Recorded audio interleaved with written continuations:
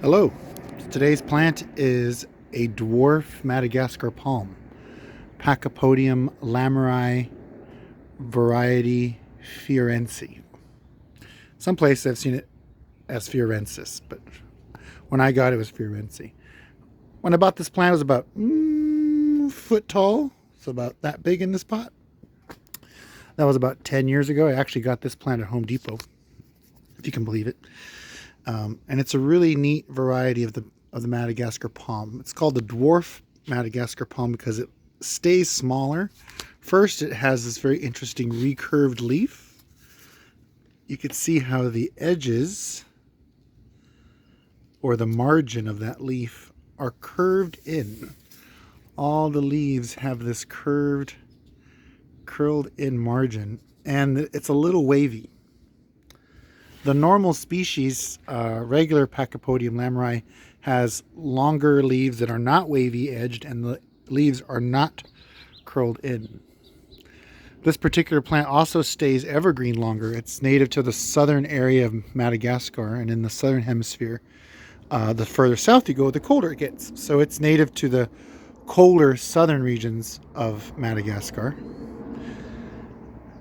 The regular species has a wider range. This one's restricted more to the south. I'm going to let this plane pass over real quick.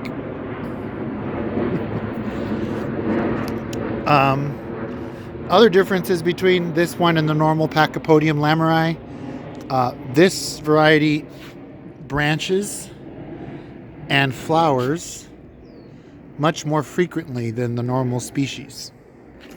The plant is in the Apocynaceae, so it's in the oleander and plumeria family. Flower very similar looking to a plumeria, white with the yellow throat. It actually has a fragrance. There's a nice flower cluster. Smells similar to plumeria, just not as strong. So again, slightly different leaves, more compact, more frequent branching, more frequent flowering. I like this variety better than the typical species because, again, it stays smaller and it does all these things. Flowering, and it also stays evergreen longer. It's a little bit more cold hardy than lamerei. I'm here in Orange County, California, and this plant stays outside year round in full heat. And all the cold that I've had here in 10 years, I never move it inside. And it hasn't loosed its leaves. This particular plant does need a new pot.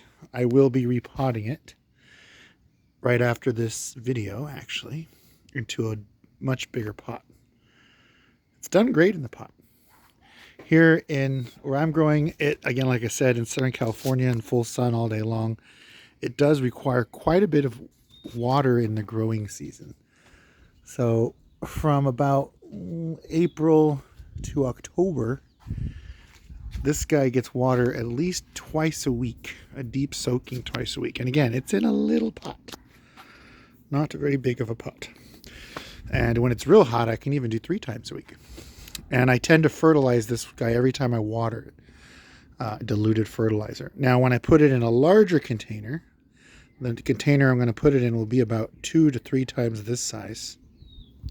I will drop that watering down to about once a week during the warm period.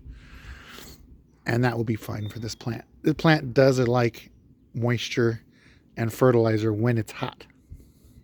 In the winter time, however, I don't water this plant at all. Once it just kind of slows down and it gets rainwater whenever it rains. And if it starts to look really sad, I will give it a little bit of water, but it doesn't need water much at all in the wintertime.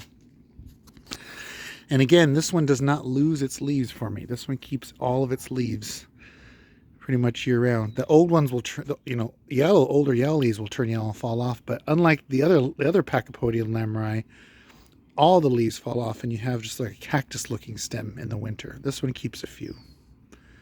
Again, highly recommended if you can find it. Pachypodium lamerei fiherense, the dwarf Pachypodium lamerei. I think it is an excellent potting plant, good landscaping plant if you live here in frost-free areas, dry frost-free zones. And again, a lot easier to care for in a pot than the larger variety of Pachypodium lamerei, which is the standard form. All right, guys. Thank you for watching. Bye.